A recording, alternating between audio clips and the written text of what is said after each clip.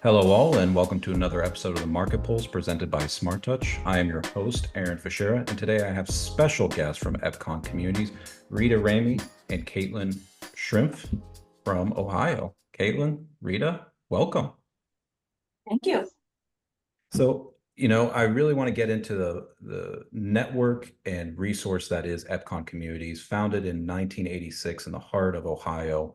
And it's grown to not only be a network, but one, an established builder and developer of just some of the most fantastic communities in North America, but also a network of franchisee and builders, as well as resources. So that is going to be kind of the heart of the growth of that community. But to begin, Rita, Caitlin, tell us a little bit about yourself. How'd you get in the industry? Well, I'll start. Actually, EPCON is my first start into the home building industry. So I do have a background in data analytics and mathematics, which has really translated well, I feel like, to the role that I have. So I work as the training manager here for EPCON, and I am just an innately curious person. I ask why a whole lot. And so really enjoy getting into the technical details, but also deeply passionate about helping others, guiding them in their process and really helping, our builders thrive. Nice. How about yourself, Rita? How'd you get involved in the industry? Yeah, so I've been with EPCON for about 6 years now, and I came to them from Wendy's, which is also headquartered here in Ohio. So I worked with Wendy's franchisees for about 7 years, just helping them grow and build their restaurant portfolios.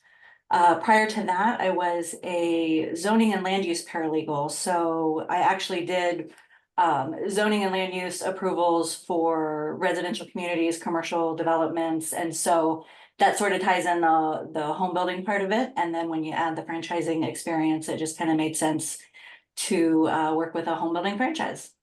Well, that's incredible backgrounds and how they kind of interweave into your current roles. And really to start us off, kind of looking at the past, we started with a home building company established in Dublin, Ohio, 1986, and it's grown to a franchise model. So how do what's the history behind that jump? There's got to be a first era, and then what kind of catapulted that to the franchise model that we know today? Yeah, you're definitely right. There was a first era, and it did start out with our founders, Ed Beckham and Phil Funkhauser, getting together and seeing that there was this missing, a need that was not being met in our market here in Columbus way back in the 80s for this aging population. So they got together on what they called a bit of a business date and decided to develop a community that really was intended for the active adult or aging population here in Columbus, that focused on single level living, having some low maintenance, and seeing where that design and that project went. And it was hugely successful. So after they had that success with that first community, they continued to develop communities, and here 40 years later, or nearly 40 years later, still have that partnership. And how that led into the franchise model is that, as they were building these communities in the 80s, started to get a lot of recognition from other builders and developers who saw the success of the projects and were asking if they could use their plans and build their own communities. And so Ed and Phil were faced with a challenge at that point as far as where they would like to go with the EPCON brand. So they had a few options. They could have expanded into new markets themselves and moved into new divisions, which they did eventually corporately later on. They could have licensed out these plans to builders and have them use them, or they had a third option, which was to franchise the EPCON concept, which is what they went with. They had young families at the time, so they weren't really looking to expand and do the extra travel that would have gone along with expanding corporately, but they wanted to maintain, a certain amount of control over the quality of the product, which for the franchise model allowed them to do. And it also allowed them to expand the footprint of EPCON, maintain that name, and give these regional builders an opportunity to, sort of own that niche in their market and go from there. Well, and I do like the fact because one of the distinguishing qualities or hallmarks that I've seen at EPCON communities is, an emphasis on active adults and kind of the amenities that would suit that demographic or do it very well. And I had no idea that was one of the original intents or the behind the inception of EPCON. Are there any other distinguishing qualities around this franchise model um, that EPCON boasts? Because especially, I mean, today we talk about the silver tsunami, which is, I think, 13,000 people every day are turning 60. And then next year or in the next 3 years, that goes up to 33,000 a day, turning 60 every day. So the need is there. Maybe.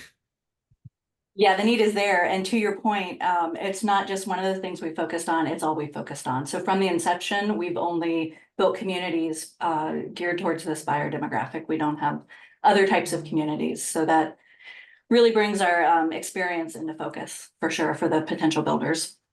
Well, and to that point, Caitlin, that gets to, you as the training manager. What's the next steps here? Like, how do you go from, the onboarding process, or what kind of resources or training do builders expect to make that jump from, doing X amount a year to, hey, now I'm an EPCON franchisee and I got a little bit of backing and juice?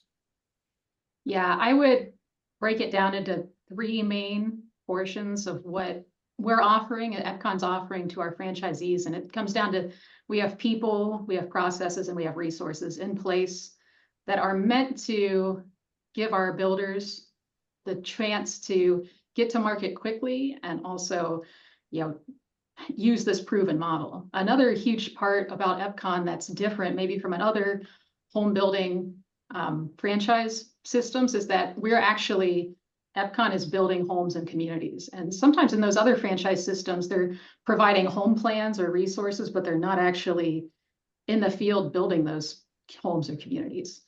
So we have, resources in place from what we use in our corporate divisions and to launch those corporate divisions, and have set them up in a way, these resources, such that they are easily translated to the regions that our franchise builders are in. And these resources, go from sample budgets, sample pro formas to get them started looking at land with some of our people here. As Rita referenced, we're a dedicated team to our franchise network only. While EPCON does have, a home building company, and that's part of EPCON, it's totally separate from EPCON franchising. So our franchise builders have the luxury of having a team and staff that's dedicated to them. So we've got myself holding trainings for our franchise builders as they're onboarded to really target what they need to know and when, so that they're not getting overloaded with information, bringing them back in as they come through the process, having them meet with experts here, and set them up on the right foot. So they're getting these access to our team and people, and then the processes that EPCON Communities puts into place in launching the division. We've simplified those processes as much as we can. I use a great resource that's a checklist style resource, a roadmap for our builders, so that they're always thinking about where they are in the development process, where they need to be going forward, and making sure they're checking off those boxes so that they're getting there quickly. And if they're encountering any struggles, which, let's face it, you will, it's not an easy task to launch this in a market where it's not been there before. You're going to run into some roadblocks. And so we can identify those struggles very quickly, work together with our team, and get past them. No, that's amazing. And, I got a chance to see some of these resources in action earlier this year at your guys' recent summit in Tampa, which absolutely amazing. I first want to thank you guys again for putting on just a hell of a show. Great resources, trainings, get together, networking. Believe it or not, I got to meet one of my idols in Tampa. It was Nature Boy Ric Flair. So I saw his boat. I didn't get to meet him, but it just happened to come across, and we got a chance to see him, and we got a chance to give out a woo together. So I'm so glad we could make that happen for you. yes, it was amazing. So, but I digress. But no, one thing that we had, some of the Smart Touch clients, we happened to see there. One being John from Evergreen Homes, great builder, part of the EPCON network.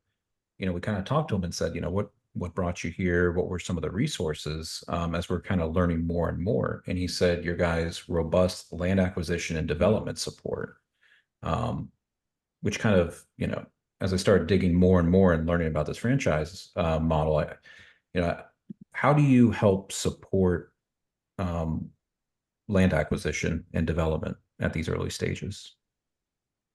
Yeah, a lot of it goes back to what EPCON has done historically as far as site selection. We've have a good amount of data so that we can look back and see those sites that have performed very well. Let's take a look at the demographics of the area. So we definitely have some targets that we look for in terms of population size and growth, income values, home values, proximity to certain amenities in the community, whether that be, you know, schools, businesses, hospitals, doctors' offices. And so we have a lot of previous industry knowledge as far as where our communities work well, but really that's just the start, because we've got a great land consultant here, Steve Peck, who's our national land manager, who is very tenured in site selection and works with our builders from the get-go. They sign on as an EPCON franchisee, and he's out within their market. I'll give him a little extra time than usual and say a month, but like typically within the next couple of weeks, he's out there driving sites with them, connecting with brokers, taking a look at these sites, and, you know, very quickly trying to find out if they're going to pencil, and if they're not, saying no fast and moving on so that we can get that site selected and then move into the entitlements phase from there. Well, you know, I know you guys that might be in multiple markets. How do you create continuity or as well as consistency and quality across these different markets? Yeah. Yeah, I think it really goes back to just the foundation of the system that we have set. And the first thing I'll say is our communities are going to look different based on where we're at in the country, where that builder is coming in. So an EPCON community in Ohio looks very different than an EPCON community in Texas. However, the bones of it are going to be that same research, time-tested floor plan that we're asking our builders not to change. So we provide them really great plans built with really quality products. We put them in touch with our suppliers. We have a national account program so that they're not only getting the suppliers we like to use, but they're getting good volume pricing and rebates in most cases. And we have a rebate program that we facilitate for them. And then it goes to our support team. You know, we've got the plans in place. We've got the support team to help them kind of learn this new way of selling and building homes that are more specific to this demographic than maybe some other projects that they've done. And we've got a inspection and warranty program that's really robust. So it's just all of the key points through the home building process that the buyer is going to want to see in place. We're helping that franchise builder implement those with our, you know, resources and trainings that we provide. What are you guys seeing when it comes to trends in the active adult community and the demographics that you guys serve? Yeah, I mean, I think you definitely touched on it earlier. The active adult of the 80s looks very different than the active adult of the 2020s. This demographic is not slowing down at all as people are starting to live longer, and those extra years that they're living are not only there, but they're more functional and healthier years. And so when our buyer is looking for a home or in the market, you know, they're looking for more than just that home. They're looking for that community and that connection with others as they enter into this life stage. A lot of them, you know, they're at the point where the kids are out of their house, and now they have the time to do the things that they've been wanting to do, and are seeing that lifestyle element, which our communities to provide, is exactly what this demographic is seeking connections with others, focus on well-being. And so we definitely push that lifestyle in our communities from the very start. Our community sales models include monthly events so that our neighbors in our communities get to know one another very quickly. And then as prospects come in, they get to meet their new friends that they're going to be encountering. And so it's definitely, there's a huge focus on making sure you're incorporating elements that lend very well to community and connection within the neighborhood, and also wellness. So we always involve some sort of amenity in our communities when possible. Oftentimes that's a clubhouse that'll have, a workout area or at least a flex space so that people can, get together and spend some time together. But if you can tie in even just having a walking trail in your neighborhood and if it ties into the local network of walking trails, it's even better. So just really focusing on how we can improve our buyers' life even more so than just giving them a great home. Smaller floor plans and smaller spaces, less maintenance around the yard, that there's just a greater acceptance. What do you guys think? Is that a growing trend that you're seeing on the EPCON side? Are there other trends that home builders are not seeing? Yeah, I think the smaller floor plans are being accepted at a greater rate here. And there's a couple of reasons that I would attribute that to. And one of them is interest rates. Interest rates are higher. And, as what our buyers maybe not as sensitive to interest rates as others, as they do tend to have equity in their home existing. But as a developer, you're still, you have the cost of development and interest rates there. So if you can have a smaller footprint, that's going to impact the density on the site, and higher density that you can have on that site, that's often going to be a determining factor and if that's going to pencil out. So we definitely have seen the shift towards smaller floor plans and the acceptance of that. Also the acceptance of more attached product, which is another way to increase that density. So EPCON's offering both attached and detached product, and we're encouraging our franchise builders to offer a mix of that in communities where it's possible. Do you see any resistance to that in any markets, or just a greater acceptance of this is just how things are going? I don't know that I can pinpoint it to any particular market where I've seen more resistance to that. I don't know. Well, how Yeah, about definitely a transitional time right now, because you've got, in most cases, this buyer is looking at this potentially being their last home. And so they really want to outfit it the way that they want it. They're not expecting a do-over later, right? They're not making that value entry-level home purchase, right? This is their final one. And so they really want it to be designed for the future.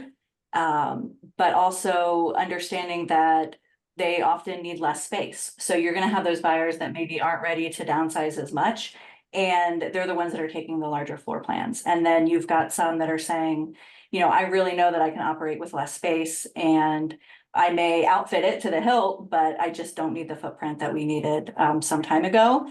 But that's a transition that, again, is probably trending towards smaller, not bigger. But, we currently offer a product mix to align with those varying values. Are there any other ways that EPCON is preparing to adapt to these type of trends or challenges? I think we continually, Rita hit on the point there too, that looking at the quality of the home a lot of times over the quantity of home. Our buyers, if you can show them that you still have all these luxuries that you may have in your current home, which yes, is a lot larger, but just in a smaller home, it's more manageable for you and better suited to your lifestyle, that they really are comfortable with moving forward with that.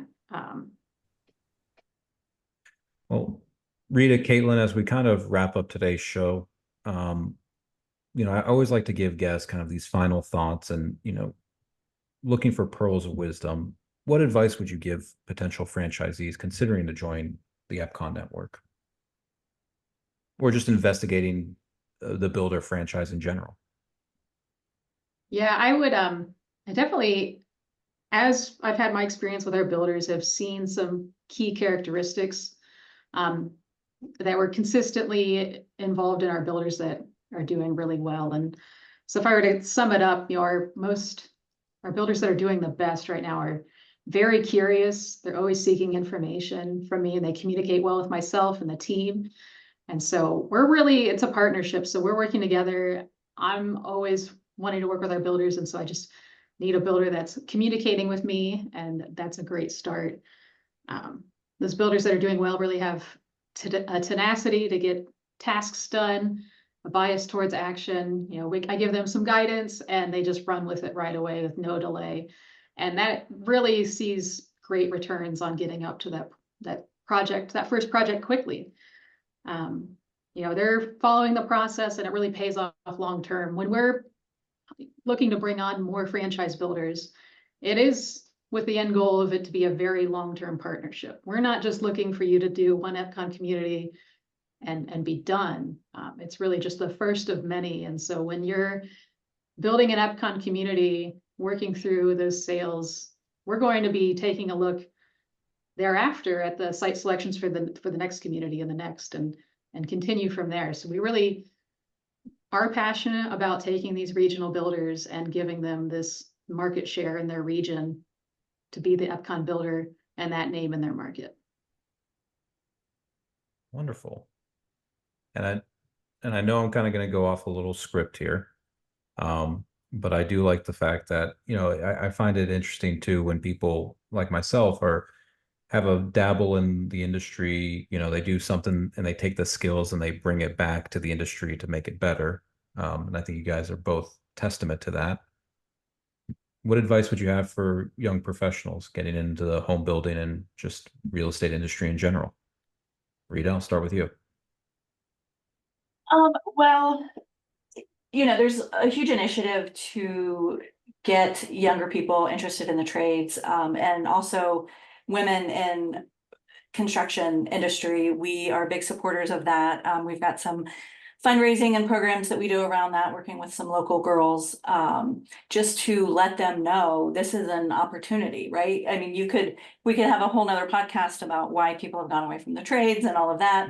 But really now it's just about getting them back. And so just the education of letting students, you know, when they're young enough to realize and think about what career options are out there for them, making sure you're getting that information in front of them. So I think that's the first part, is just educating them and making sure they have that option.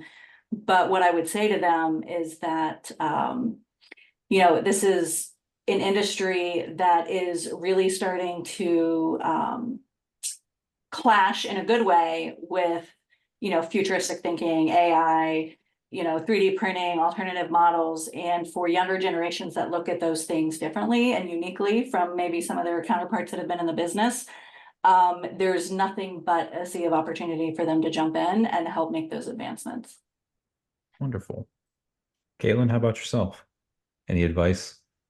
So yeah, if I were to give some advice to a young professional that's thinking about home building or construction, it would just to be very open to all the opportunities. I think that there's oftentimes a misconception that if you talk about getting into home building or construction, that like, oh, I'm going to be on site pouring concrete, which, you know, of course is still crucial, a very important job, but the opportunities are there throughout as far as different disciplines within the industry.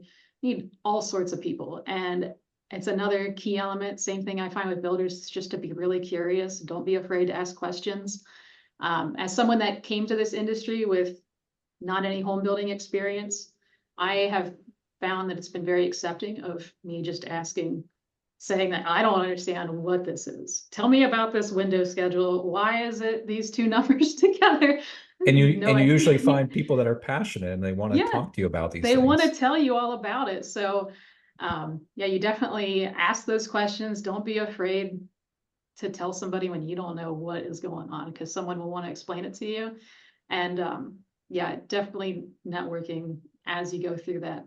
People are really quite kind in this industry and want to help one another, and we want to see each other be successful. So Rita, Caitlin, thank you guys for taking the time out of today and sharing this wonderful information about EPCON Community. So thank you. We appreciate it. Thank you. And for those that are listening, thank you for spending the time, and we look forward to seeing you again on the next Market Pulse presented by Smart Touch. Have a great day.